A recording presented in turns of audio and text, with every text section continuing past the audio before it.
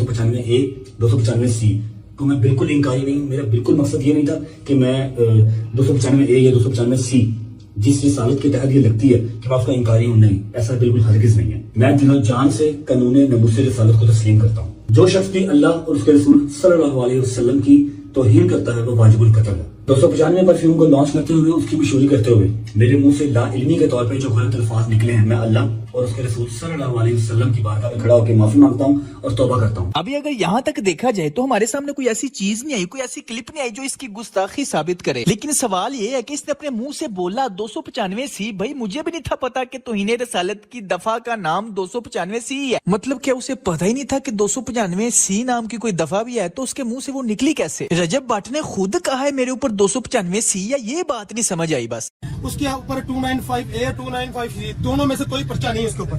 دیکھیں یہ تو آپ کہہ رہے ہیں نا, ہم تو یہ پوچھنے آئے ہیں کہ جو شخص خود یہ کہے کہ میں دہشت گرد ہوں, جو شخص خود یہ کہے کہ میرے اوپر 295C اور 295A کا پرچہ ہے, تو یہ تو جو ہمارے ادارے ہیں, جو ہمارے انسٹیٹیوٹس ہیں, بالخصوص law enforcement agencies plus police force, یہ تو اس کی کریڈیبلٹی کے اوپر جو ہے وہ کوشچن مارک ہے. ہم تو یہ پولیس سے پوچھنے آئے ہیں کہ اس کو کسٹڈی میں لیں اور آپ جو ہے اس سے انٹروگیشن کریں, انویسٹیگیشن کریں. لیکن یہ تو تب بھی ہوگا نا جب فرسٹ انفارمیشن رپورٹ لانچ ہوگی, تو وہ ہم کروانے آئے ہیں. اور سے وہ کہتا ہے جی میں نے معافی مانگ لی. یہ تو اسی طرح ہی ہے کہ آپ جناب ہزار بندے مارے اور اس کے بعد آپ کہہ دیں کہ میں نے معافی مانگ لی. تقریباً 10 سے 15 سال ہو گئے ہوں گے میں اس مسئلے پر بعض علماء کے ساتھ بھی بات کر چکا ہوں, اپنے قریبی دوستوں کے ساتھ بھی یہ باتیں شیئر کر چکا ہوں جو میں اب تک ممبر پہ کھل کے نہیں بول سکا. اور کوئی جو حکومتی اہلکار جن سے میری ملاقات ہو ان کے سامنے بھی یہ اکثر و بیشتر میں مسئلہ رکھتا ہوں. وہ مسئلہ یہ ہے کہ ناموس رسالت کے نام پہ ہمارے ہاں جو جذباتی پن پایا جاتا ہے, جو اعتدال سے بڑا ہوا جذباتی پن, دیکھیں جذبات ہر چیز کو شریعت نے ایک حد دی ہے, اس حد سے جب آپ آگے نکلیں گے تو لیبل اسلام کا اور شریعت کا ہوگا, مگر وہ آپ کے اپنے جذبات ہوں گے جس کی اسلام نے کوئی گارنٹی نہیں لی ہے, نہ اسلام اس پہ اپنا لیبل لگانے کی آپ کو اجازت دیتا ہے, وہ آپ کے اپنے جذبات ہوں گے. توہین رسالت کا مسئلہ نبی صلی اللہ علیہ وسلم کے دور میں توہین رسالت کے مرتکب کو قتل بھی کیا گیا ہے اور معاف بھی کیا گیا. دونوں واقعات ہمیں ملتے ہیں. بعض دفعہ آپ نے کسی مصلحت سے چھوڑ دیا, بعض دفعہ قتل کر دیا, دونوں واقعات ہمیں ملتے ہیں. بعض دفعہ یہ ہوا کہ قتل کا آرڈر دیا لیکن اس نے معافی مانگ لی تو آپ نے اس کو چھوڑ دیا. ہر طرح کے واقعات ہمیں ملتے ہیں. اور جذباتیت کو بہت زیادہ فروغ دیا جا رہا ہے. ہم تھوڑا پیچھے جاتے ہیں. جنید جمشید کے زبان سے ایک لفظ نکل گیا تھا, غلطی ہو گئی تھی, اس سے حضرت عائشہ کے بارے میں کچھ کلمات اس نے ایسے کہے جو میں سمجھتا ہوں غیر شرعی بھی نہیں تھے, نہ اس میں کوئی گستاخی کا پہلو تھا, لیکن اگر کوئی گستاخی نکالنا چاہتا تو نکال سکتا تھا. اس کے ساتھ جو حشر ہوا وہ ساری دنیا کے سامنے. میری اس وقت جنید جمشید سے ملاقات نہیں تھی, لیکن ان کے ریلیٹیو مجھ سے ملے تھے. انہوں نے بتایا تھا کہ جنید جمشید اتنی ٹینشن میں ہے کہ آپ کی سوچ ہوگی. تو ذرا سا میری امی عائشہ کے بارے میں کچھ ایسی بات ہو گئی جو یوں کہہ دیتا تو زیادہ اچھی تھی, یوں کہہ دینا تھوڑا سا نامناسب. زبان ہے انسان کی. وہ میں نے بیان بھی جنید جمشید کا سنا تھا, اس میں کہیں توہین کا, امی عائشہ کی توہین کا کوئی پہلو نہیں تھا, لیکن اس سے یہ نکالا گیا کہ اس نے امی عائشہ کی توہین کی ہے, پھر نبی کی بیوی کی توہین نبی کی توہین ہے, تو یہ گستاخ صحابیہ بھی ہے اور گستاخ رسول بھی ہے. اور جذباتی لوگوں نے ایئرپورٹ پہ اس کو مارا بھی, پیٹا بھی. جس پہ گزرتی ہے نا وہ جانتا ہے کہ, اور خاص طور پہ ایک آدمی جو عزت دار ہو معاشرے میں, مشہور ایک سیلیبریٹی ہو, اس طرح سے اس کو ایئرپورٹ پہ مارا کوٹا گیا ہے. جنید جمشید نے معافی کا اعلان کر دیا, مجھے کسی سے کوئی انتقام لینا نہیں ہے, میں نے پیغام پہنچوانے کی کوشش کی, پتہ نہیں وہ پیغام پہنچا نہیں پہنچا. بیان بھی کیا کہ معافی بنتی نہیں ہے, جن لوگوں نے مارا ان کے خلاف قانونی کارروائی ہونی چاہیے. ہم جنید جمشید کی ذات کو نہیں دیکھ رہے تھے, ہم یہ دیکھ رہے تھے کہ اس جذباتی پن کو اگر کنٹرول نہ کیا گیا نا تو یہ معاملہ کم نہیں ہوگا, یہ آگے بڑھے گا. کیونکہ ہمارے ملک میں ان پڑھ لوگوں کی تعداد پڑھے لکھے لوگوں سے بہت زیادہ ہے, تھوڑی زیادہ نہیں ہے, بہت سے بھی زیادہ ہے. سینس لیس لوگ معذرت کے ساتھ زیادہ ہیں, سینس والے لوگ کم ہیں. مذہب پر عمل تو سوال ہی پیدا نہیں ہوتا نا. مذہب پر عمل تو جتنے لوگ کر رہے ہیں وہ تو آپ کو پتا ہے. مذہب کے نام پہ مارنا کوٹنا, مذہب کے نام پہ کسی کو ٹھوک دینا پکڑ کے, یہ جنت جانے کا بہترین راستہ ہے. یہ اس وقت بھی میں نے یہ بیان کیا تھا, اس وقت بھی میں نے دوست احباب کو کہا تھا کہ بھائی یہ چیز روکنے کی ضرورت ہے, لیکن افسوس کے ساتھ کہنا پڑتا ہے کہ شاید اس وقت اتنے بھرپور طریقے سے اس پہ آواز اٹھائی نہیں گئی. جنید جمشید کی شخصیت کو تو ہدف بنایا گیا کہ وہ اس کو غلط مارا ہے, اس فلسفے کی تردید نہیں ہوئی. بات آ رہی ہے سمجھ میں؟ بھائی ایک شخص کی ذات کو کیوں دیکھ رہے ہو؟ کل کسی اور کی زبان سے بھی الفاظ نکل سکتے ہیں ایسے. ڈاکٹر ذاکر نائک کی زبان سے ایک لفظ نکل گیا کہ نبی صلی اللہ علیہ وسلم کے بارے میں مردہ ہیں یا اس طرح کے کوئی لفظ, اس پہ جو ایشو کھڑا کیا. یہ نہیں دیکھ رہے کہ ایک آدمی ہزاروں لوگوں کے اسلام میں داخلے کا سبب بن رہا ہے, وہ نبی کے مشن کی تکمیل کر رہا ہے, مگر زبان کی جو غلطیاں ہیں ان کو پکڑا جا رہا ہے. سرگودا میں بے نظیر صاحبہ جب وہ اپنے دور میں وہ آئیں بیان کر رہی تھیں تو انہوں نے بیان کے دوران اذان ہونے لگی تو اردو ان کی اتنی اچھی نہیں ہے, انہوں نے کہا اذان بج رہا ہے آپ لوگ خاموش ہو جائیں. اس وقت میڈیا اتنا فاسٹ نہیں تھا. میں نے ساتھیوں سے کہا کہ اگر میڈیا اتنا فاسٹ ہوتا نا جتنا آج ہے تو بے نظیر صاحبہ کو بھی جذباتی لوگوں نے معاف نہیں کرنا تھا, یہ کہنا تھا کہ اذان کی توہین کی انہوں نے. سمجھ لیں بات کو. سرگودا میں مولانا حسین نیلوی رحمہ اللہ تعالی بہت بڑے عالم تھے, کیونکہ میرا بچپن میں سرگودا میں بھی میں نے بہت ٹائم گزارا ہے. ہماری جب بھی اسکول کی چھٹیاں ہوتی تھیں جون جولائی کی, ہم سرگودا چلے جاتے. ہمارا ننیال تھا وہاں پہ, سیٹلائٹ ٹاؤن سرگودا, تو سنہری مسجد ہمارے نانا کے گھر کے قریب تھی, وہاں ہم اکثر نماز پڑھ لیا کرتے تھے جا کے. حضرت مولانا حسین نیلوی بڑے بزرگ آدمی تھے, ٹھیک ہے ان کے بعض اختلافات بھی ہیں, تفردات بھی ہیں ان کے, لیکن اوور آل بہت سلجھے ہوئے, بہت ہی میچور بزرگ تھے. انہوں نے کوئی کتاب لکھی, اس میں ایسا لفظ کہہ دیا, لکھ دیا, انسان لکھتا ہے لمبی لمبی کتابیں, اس لفظ کو بنیاد بنا کے ان کے خلاف عدالت میں کیس کیا گیا کہ انہوں نے حضرت حسین یا حضرت حسن ان کی توہین کی. حالانکہ وہ توہین بنتی نہیں تھی, لیکن کوئی کشید کرنا چاہتا نا اس سے توہین, کوئی نکالنا چاہتا تو نکال بھی سکتا تھا.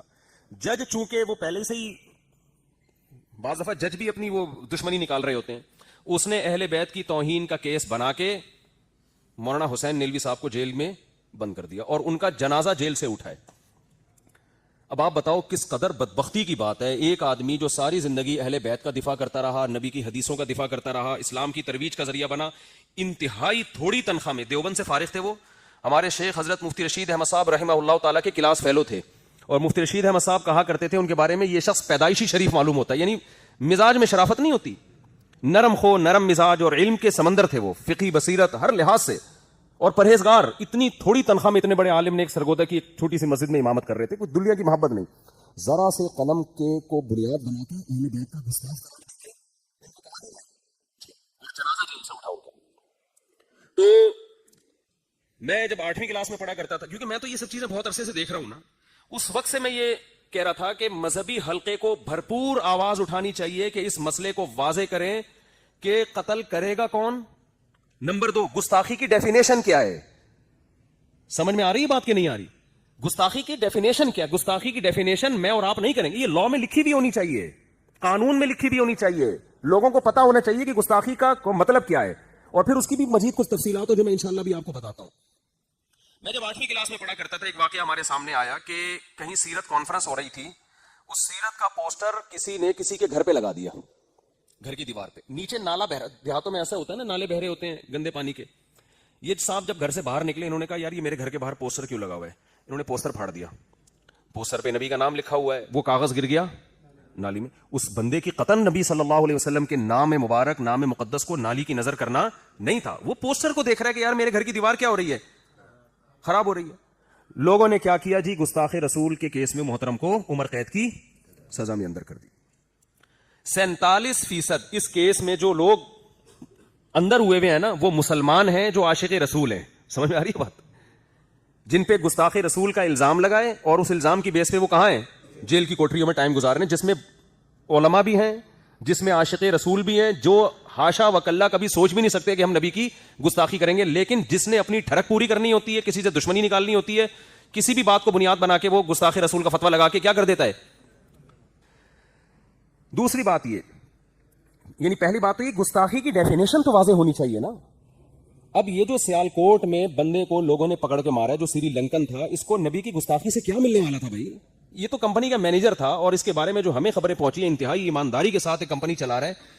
ہمارے ہاں کوئی ایماندار مینیجر ہو تو آپ کو پتا ہے ویسے بھی لوگ ماتحت اس کو قبول. کوئی اسکول میں, ہمیں یاد ہے ہم اسکول میں پڑھتے تھے, تو ایماندار ہیڈ ماسٹر آتا تھا تو وہ نیچے عملے کو نہیں سمجھ میں آتا تھا, وہ کیونکہ وہ تو پھر وہ حاضری ٹائم پہ لگوائے گا, وہ تو دیکھے گا کہ آپ سلیبس آپ نے مکمل کرایا نہیں کرایا, آپ صحیح پڑھا رہے ہیں کہ نہیں پڑھا, تو لوگ اس کے دشمن ہو جاتے ہیں. یہ سری لنکن آدمی تھا, 1 نمبر تھا, ماتحت عملہ اس سے 1 نمبر ہونے کی وجہ سے پریشان تھا. اس نے کہا کہ یہ جو فیکٹری ہے اس کے اندر یہ اسٹیکر نہیں لگیں گے, اور ویسے بھی اصولی بات ہے نا بھائی, یہ فیکٹری ہے, اس میں یہ اسٹیکر یا رسول اللہ کا, اور یہ اسٹیکر حدیث کا, یہ اسٹیکر قرآنی آیت کا, یہ اسٹیکر فلاں کا, یہ اسٹیکر فلاں کا, تو مینیجر کو پورا حق حاصل ہے بھائی. آپ نے اگر کوئی چیز پڑھنی ہے, کوئی دعا پڑھنی ہے, تو آپ کتاب میں لکھ کے پڑھو, آپ اس کو دیواروں پہ اسٹیکر لگانے کی کیا ضرورت ہے؟ میں سمجھا پا رہا ہوں اپنی بات. آپ نے دیکھا میری مسجد کی دیواریں بالکل خالی ہیں, صرف محراب پہ یہ آیت الکرسی, یہ بھی انتظامیہ نے لگوائی ہے. تو ٹھیک ہے چلو, محراب پہ آیت الکرسی ہے اور ایک آدھ اس طرح کی دعا ہوگی.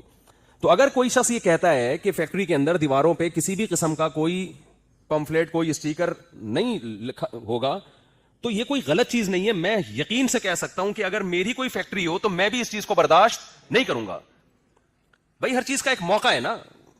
تو اگر اس گورا نہیں تھا, سری لنکن تھا, اس نے اٹھا کے وہ اسٹیکر پھاڑ دیے اور ڈسٹ بن میں ڈال دیے, تو اس کو آپ اس میں محمول نہیں لے کے جائیں گے کہ وہ محمد صلی اللہ علیہ وسلم کی یا اہل بیت کی, حسن حسین کی توہین کر رہے, کیونکہ اس میں اہل بیت کے نام بھی لکھے ہوئے. اس کو کیا پتا؟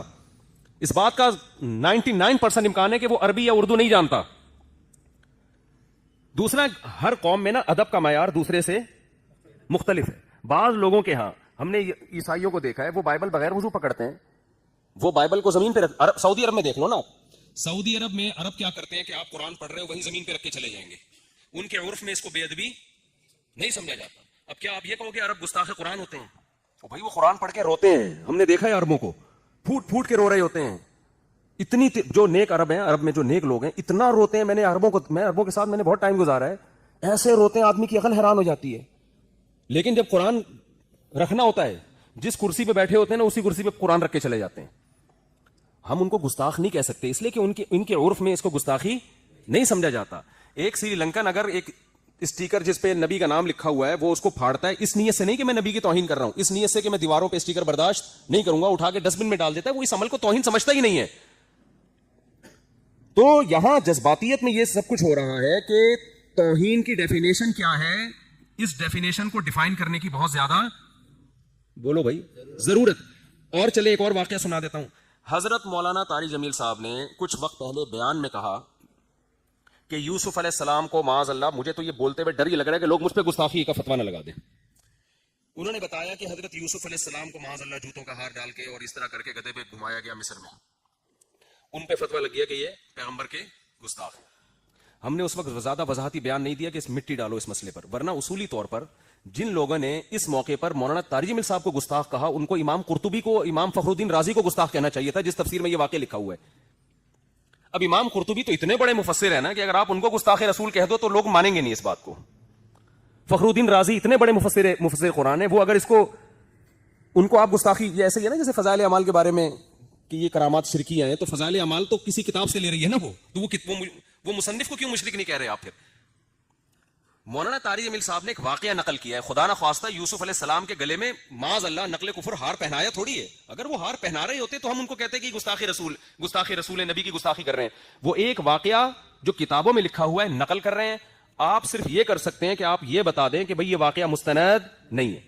امام قرطبی نے جو واقعہ لکھا ہے یا فخر الدین رازی نے جو واقعہ لکھا ہے, جو اس کی سند ٹھیک نہیں ہے, یہ من گھڑت واقعہ ہے, اس کا حقیقت سے کوئی تعلق نہیں ہے, لیکن اس پہ بھی ان کو گستاخ رسول قرار دیا گیا. اور یہ غنیمت ہے کہ وہ بچ گئے. مجھے اس وقت یہ ڈر لگ رہا تھا کہ کوئی ان کو خدا نخواستہ بم سے نہ اڑا دے. جس آدمی نے ساری زندگی نبی کی سیرت بیان کی اور بڑی رسالت ہم سب کا مسئلہ ہے. اور میں جتنے حکومتی لوگوں سے ملا ہوں, چاہے وہ نواز شریف کے ہوں, چاہے وہ پی ٹی آئی کے ہوں, جے یو آئی کے تو ہے, وہ تو ساری ہیں علماء, کسی بھی چاہے وہ پیپلز پارٹی کے ہوں, سارے الحمدللہ جو بھی کلمہ گو ہے الحمدللہ ناموس رسالت کی تحفظ کی بات کرتا ہے. نبی سے دل سے, مسلمان کتنا ہی گناہگار کیوں نہ ہو, کوئی بھی مسلمان ایسا نہیں ہے جو رسول اللہ صلی اللہ علیہ وسلم کی گستاخی برداشت کرتا ہو.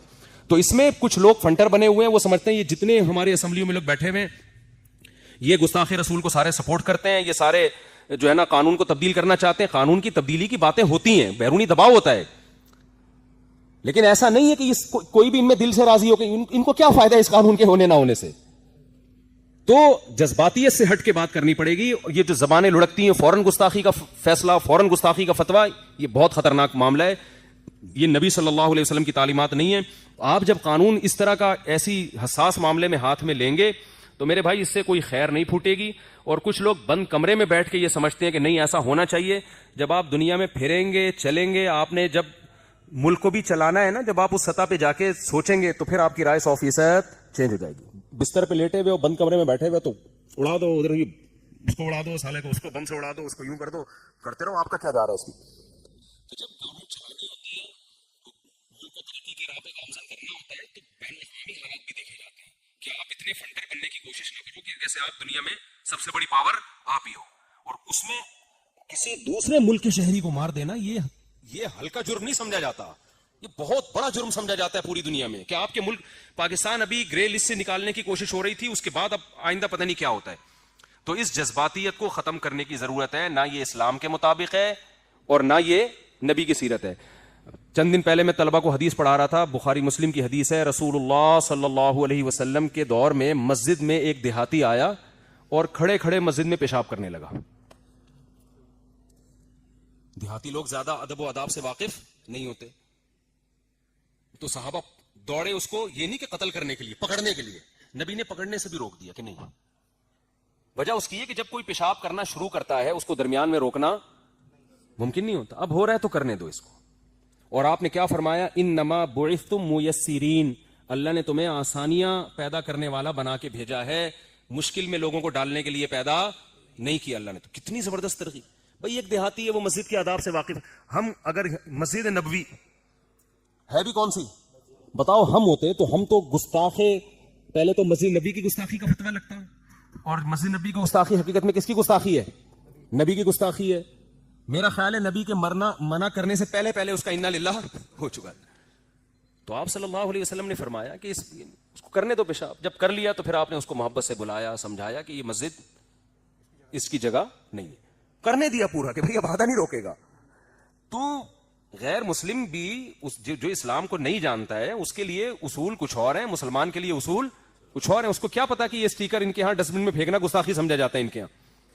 تو اس لیے جذباتیت کو ختم کرنے کی ضرورت ہے. اصولی بات یہی ہے کہ اگر کوئی گستاخی کرتا ہے تو واضح لفظوں میں ہونی چاہیے، اس کے بعد اس کے خلاف تھانے میں FIR کٹنی چاہیے. جج کو پورا رائٹ ہے وہ یہ تحقیق کرے کہ گستاخی ہوئی بھی ہے کہ نہیں ہوئی ہے. جج کو یہ حق ہونا چاہیے کہ چاہے تو وہ سزا دے، اور چاہے اگر وہ یہ سمجھتا ہے کہ یہ بندہ نشے میں تھا یا اس کو گستاخی پہ اکسایا گیا ہے، ٹارچر کیا گیا ہے، یا اس کا ذہنی توازن ٹھیک نہیں ہے، یا گستاخی، اس میں دونوں پہلو نکلتے ہیں، تو پھر جج کو یہ حق ہونا چاہیے کہ وہ کیس ختم کر دے. اس کو تحفظ ہونا، اور وکیلوں کو بھی ہونا چاہیے. دیکھو جب گستاخی کا کیس کسی کے خلاف چلے گا تو اس کی طرف سے بھی تو کوئی وکیل آئے گا نا. وکیل ڈر رہا ہوتا ہے کہ مجھے نہ اڑا دیں لوگ. تو ایسے تو پھر سماعت ہی نہیں ہو سکتی.